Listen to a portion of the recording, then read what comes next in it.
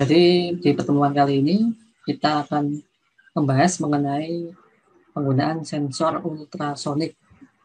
Sensor ultrasonik ini memang jenis sensor yang sering dipakai utamanya oleh para peneliti, kemudian oleh para praktisi juga.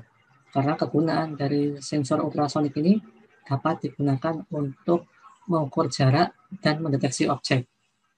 Nah, untuk cara kerja dan spesifikasi dari sensor ultrasonik akan kita bahas di pertemuan kali ini. Ya, ini adalah peran dan tugas dari sensor ultrasonik. Umumnya sensor ultrasonik ini memang sensor yang digunakan untuk mengukur jarak. Dari namanya ultrasonik, maka cara kerja dari sensor ini adalah memancarkan gelombang ultrasonik. Gelombang ultrasonik itu biasanya berada di frekuensi 40 kHz. Kemudian setelah dia memancarkan gelombang, dia akan mendapatkan hasil pantulan gelombang. Jadi kalau gelombang ultrasonik ini mengenai suatu benda padat, maka gelombang ini akan memantul. Pantulan dari gelombang ultrasonik ini nanti akan ditangkap kembali oleh sensor ultrasonik. Ya, cara kerjanya itu dia terinspirasi dari kelelawar atau kalong ya. Kita tahu kalau kelelawar atau kalong ini dia sering hidup di gua-gua. Dan kelelawar ini dia penglihatannya itu jelek. Makanya kelelawar dianugerahi sebuah keistimewaan dapat memancarkan gelombang ultrasonik sehingga ketika dia di dalam gua yang gelap, dia dapat mendeteksi adanya batu, adanya stalaktit atau stalagmit yang ada di gua dari pantulan gelombang ultrasoniknya. Ya, jadi kalau di sensor ultrasonik ini inspirasinya dari kelelawar. Sensor ultrasonik memiliki dua kayak salon ya, salon seperti ini ada dua komponen benda. Yang satu dia berfungsi sebagai transmitter atau untuk memancarkan gelombang ultrasonik, yang satunya sebagai receiver atau penerima. Jadi ada dua komponen, transmitter dan receiver, di mana transmitter dia akan memantulkan gelombang ultrasonik, receiver menerima. Ya, dari pantulan gelombang ultrasonik ini, maka kita bisa mendapatkan jarak antara benda dengan sensor ultrasoniknya. Itu adalah hal yang sama yang dilakukan oleh kelelawar untuk mendeteksi adanya batu stalagmit atau stalaktit yang ada di gua, sehingga ketika di dalam gua dia tidak menabrak batu karena dia sudah mengetahui jaraknya. Untuk penerapan sensor ultrasonik yang paling masif ya penggunaannya ketika di kapal selam. Di kapal selam ini untuk mendeteksi dasar dari lautan, dia menggunakan gelombang ultrasonik sehingga kapal selamnya tidak terbentur ke dasar laut seperti itu. Ini peran dan tugasnya.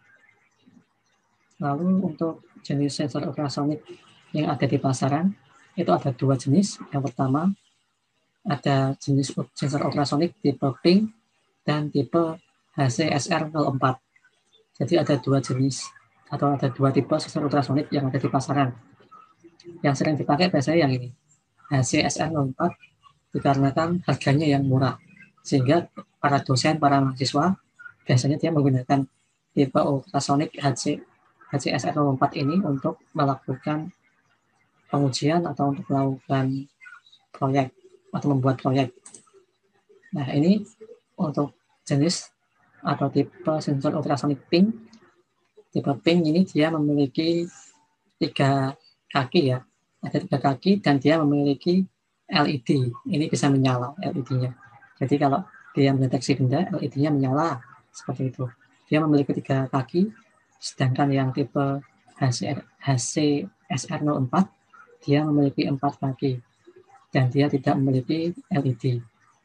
Dari segi bentuk sama, yang membedakan hanya jumlah kakinya. Tapi kalau dari segi bentuk sama. dia memiliki dua salon juga, dua salon ya, atau speaker kalau kita lihat mirip speaker seperti ini. Sama-sama bentuknya tetapi beda letaknya. Mana yang lebih bagus? Ya, ini akan kita bahas. Kalau dari segi mana yang lebih sensitif, itu lebih sensitif tipe sensor ultrasonic ping ini. Ini lebih sensitif, lebih akurat. Untuk ultrasonic tipe ping ini itu dapat mendeteksi objek yang ukurannya kecil. Sedangkan kalau HC-SR04 itu bagus kalau dia mendeteksi objek yang ukurannya besar. Nah, kalau mau membandingkan antara ping dan HC-SR04 itu sudah ada yang membandingkan di YouTube. Kalau dari segi harga, nah kita lihat ya, Tokopedia. Nah, ini kita bandingkan di Tokopedia saja, tidak perlu kita buka Amazon, karena di Indonesia sudah banyak yang jual.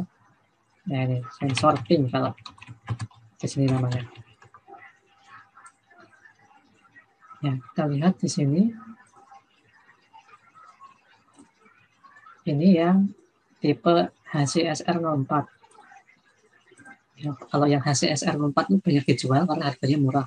Harganya berkisar antara ini 9 ribuan ya. 9 ribuan sampai yang paling mahal itu 40 ribu. Kalau dulu saya beli 40 ribu, zaman saya kuliah S2. Ini yang sensor ping kalau kelihatan. Ya ini kalau yang ping harganya itu lumayan mahal ya. Ya ini yang HC-SR 04 yang 4 kaki ini harganya 10 ribu. Kalau yang pink itu harganya 200 ribu. Seperti itu. Jadi dari segi harga hampir 10 kali lipatnya, harganya 10 kali lipatnya.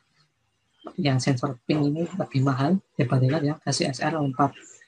Ya, dari segi harga terpaut jauh, ya ada harga ada rupa ya.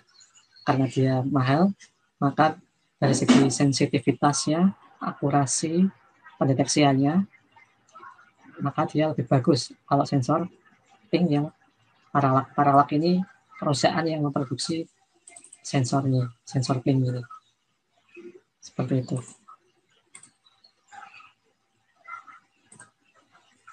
Ya, seperti itu. Kali ini kita akan membahas satu persatu mengenai jenis sensor ultrasonik. Yang pertama, sensor ultrasonik yang ping. Ini diproduksi oleh Paralak. Ini sebuah perusahaan yang memproduksi microcontroller, memproduksi sensor, memproduksi mikroprosesor juga. Kalau dari segi jangkauan pendeteksi ini sama seperti sensor ultrasonik yang HC-SR04. Dia mendeteksi antara 2 sampai 500 cm. Kemudian ada sudut deteksi terbaik adalah 15 derajat. Nah, nanti kita bisa lihat di datasheet-nya. Kalau sensor ping ini ada datasheet-nya. Tegangan kerjanya 5 volt, resolusi 1 cm, kemudian frekuensi ultrasonik 40 kHz, dapat dihubungkan langsung ke pin microcontroller. Ya, ini untuk spesifikasinya itu sama seperti sensor yang HC-SR04, sama persis. HC-SR04 juga sama. Mungkin bedanya di sudut deteksi saja. Dan ini adalah keterangan dari pin-pinnya untuk sensor pin yang paralak. Dia mempunyai 3 pin. Dan untuk pin-pin ini sudah sering kita pelajari ya. Kalau ground ini terhubung ke sumber negatif. Kalau 5 volt ini terhubung ke sumber positif. Kemudian ada pin SIG namanya. SIG atau singkatan dari sinyal. Ini yang akan menghasilkan sinyal, menghasilkan active low dan active high. Nanti ini kita hubungkan ke pin digital dari Arduino nantinya. Seperti itu. Nah, ini cara kerjanya. Untuk rangkaiannya kalau kita susun di breadboard ya seperti ini ya. Ini pokoknya yang ground terhubung ke negatif, 5 volt ke positif, kemudian yang sinyal ke pin digital. Nah, ini contohnya kita hubungkan ke Arduino. Di sini dia mendeteksi sebuah benda. Ya, sudah seperti kita ketahui bahwa sensor ultrasonik ini dia akan menghasilkan sebuah frekuensi, sebuah gelombang ultrasonik, frekuensinya 40 kHz, dipancarkan selama 200 mikrosecond, jadi kecepatannya itu 200 mikrosecond. Kemudian karena dia merambat di udara, maka kecepatannya menjadi 344 meter per detik. Ya, ini kecepatan suara merambat di udara itu 344 mikrodetik. Kalau ini khusus ya, frekuensi ultrasonik. Ya, ini frekuensi ultrasonik dipancarkan selama 200 mikrosecond, merambat 344 meter per detik. Selama menunggu pantulan, ping akan menghasilkan sebuah pulsa, yakni pulsa ini akan berhenti atau active flow ketika suara pantulan sudah terdeteksi oleh sensor ping, sehingga nanti bisa diketahui lebar pulsa dari gelombang tersebut, dan lebar pulsa tersebut merepresentasikan jarak antara ping dan objek. Nah, jadi yang terhubung ke pin signal tadi, dia akan menghasilkan pulsa, akan menghasilkan puls. Kemudian jika pulsnya sudah berhenti mengalir, berarti sinyalnya atau gelombangnya sudah diterima oleh receiver yang ada di sensor ultrasonik. Seperti itu cara mendeteksi jarak.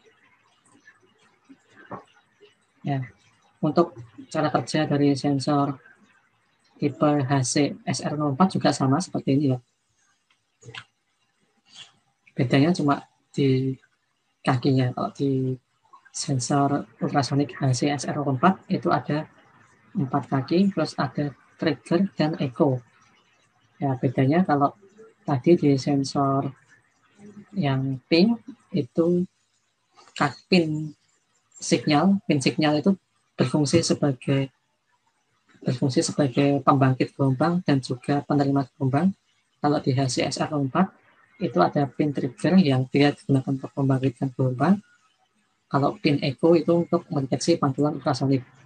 Kalau di ping itu trigger dan echo dijadikan satu. Tapi kalau di HC-SR04 dipisahkan antara pembangkit dan penerima. Seperti itu. Nah, ini cara kerjanya itu hampir sama sebenarnya. Kalau HC-SR04 ini memiliki dua komponen utama, yaitu transmitter dan receiver.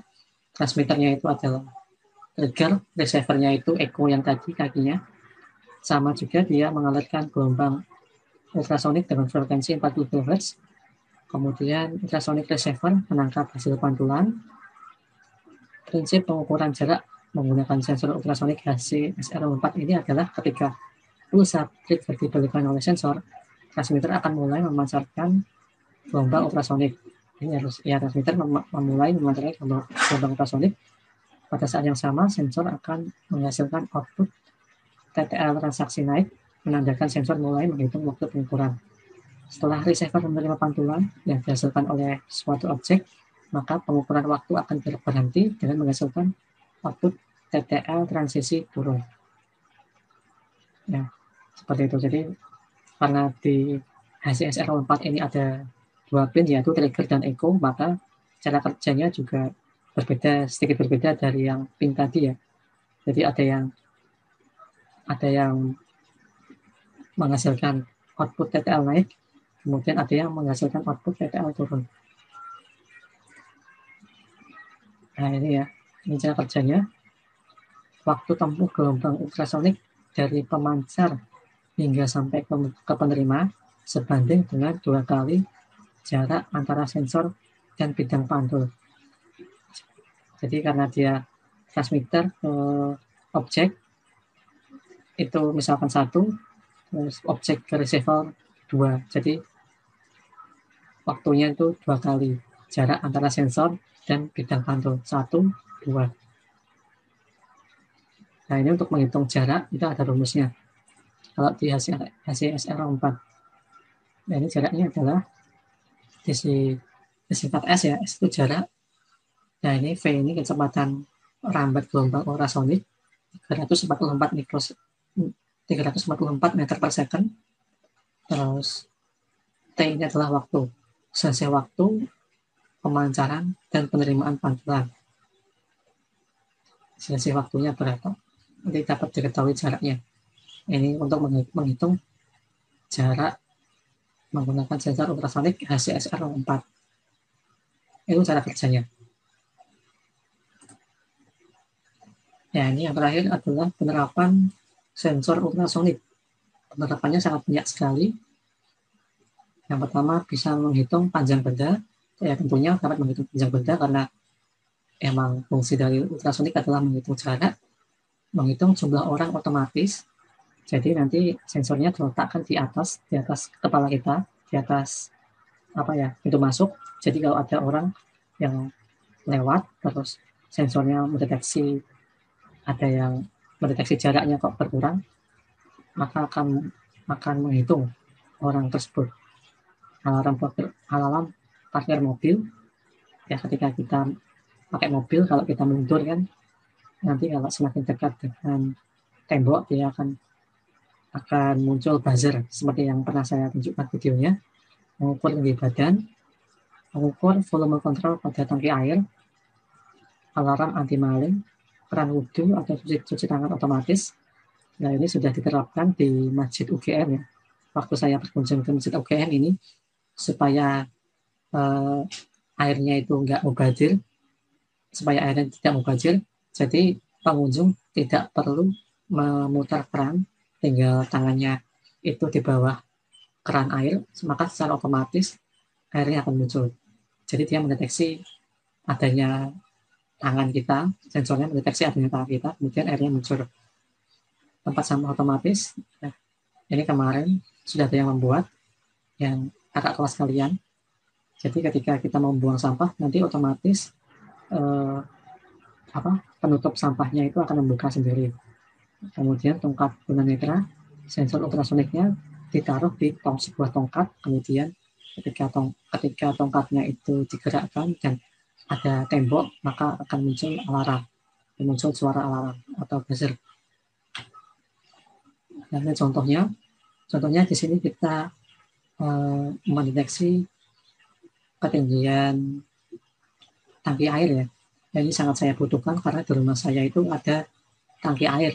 Di atas rumah saya ada tangki air.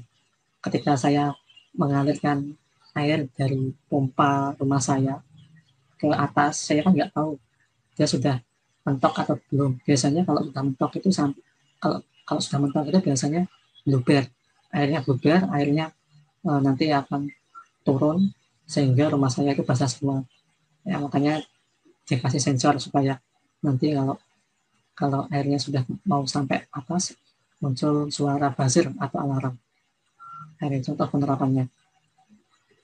Ya, mungkin nanti kalian tertarik untuk menggunakan sensor ultrasonik dalam pengerjaan TA. Ini banyak sekali aplikasinya. Yang sering dilombakan itu biasanya dalam perlombaan robot, di mana robotnya itu supaya dia tidak menabrak dinding, itu juga menggunakan sensor ultrasonik. Jadi untuk robotik juga perlu sensor ultrasonik. Ya, terima kasih. Itu sedikit penjelasan dari saya mengenai penggunaan sensor ultrasonik.